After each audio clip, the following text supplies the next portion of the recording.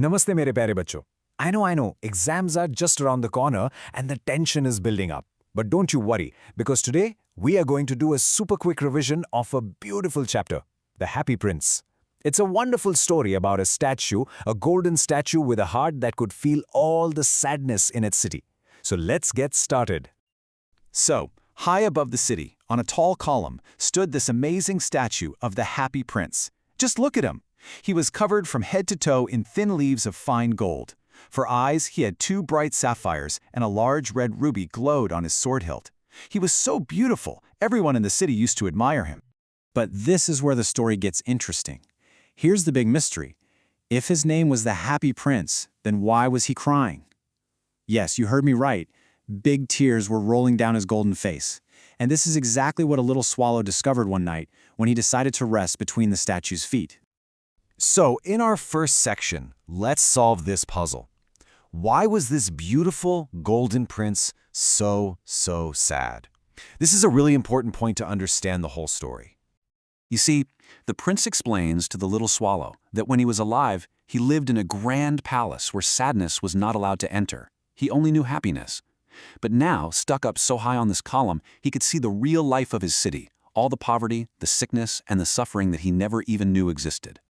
And here's the most amazing part. Even though his heart wasn't made of flesh and blood, it was made of lead. It was filled with so much kindness and pity. This lead heart felt the pain of all the poor people so deeply that it just couldn't stop weeping. Now, the prince is a statue. He can't move, right? So he asks the little swallow for help. The swallow becomes his little messenger, and the prince gives him 3 very important missions to help the poor people of the city. Okay, bachcho, this is the easiest way to remember the main story.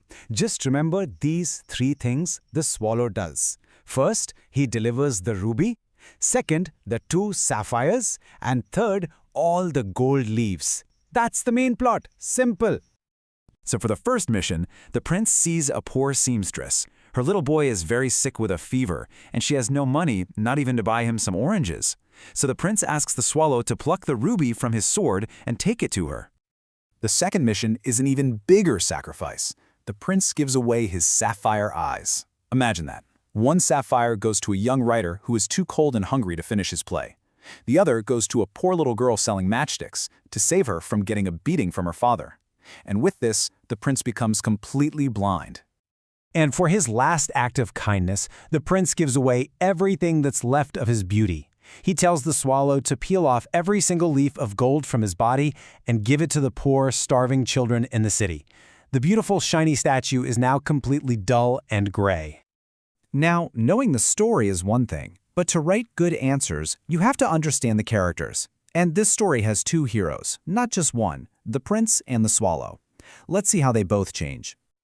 The swallow changes so much. At the start, all he cared about was flying away to warm, sunny Egypt with his friends. A little bit selfish, nah? But seeing the prince's goodness, his heart fills with love and compassion. And in the end, he chooses to stay with the blind prince, even though he knows the cold winter will kill him. The prince's journey is just as big. He goes from living a happy but, a very sheltered life to finding what real happiness is. He learns that true joy doesn't come from being covered in gold, but from giving everything you have to help others. This one line, Beta, this is so powerful. It shows the beautiful bond of love and friendship between them. The swallow's decision to stay is the ultimate act of loyalty. He becomes the prince's eyes, his friend, his partner in kindness. Okay, now for the most important part, the moral of the story. What is the author trying to teach us? This is a very, very common exam question, so listen carefully. So, what are the big ideas? First, that true beauty is not what's outside, it's what's inside, kindness and love. Second, it teaches us how important it is to sacrifice for others. It also shows that love and friendship are the most precious things. And finally, it's a little bit of a criticism, showing how rich people sometimes don't see the poverty all around them. The prince says this very important line. What he means is that the biggest, most profound thing in the world is the suffering of people. And the greatest thing you can do is to try and help them.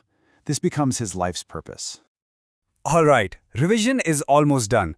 Chalo beta, let's practice some important questions that often come in the exam from this chapter. Ready? Here's a classic question to check if you remember the details. For whom does the prince send the sapphires, and why? Think for a second. Can you recall the two people? Here are the points for your answer. The first sapphire was for the young writer, so he could buy firewood and food and finish his work.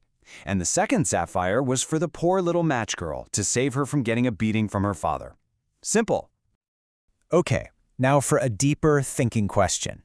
At the end of the story, God asks his angel to bring him the two most precious things from the city. What were they, and why were they so precious? And the answer is the prince's broken lead heart and the dead little swallow. They are precious not because they are made of gold or jewels, but because of what they stand for. Pure, selfless love, kindness, and sacrifice. Their inner goodness was their real treasure. But you know what?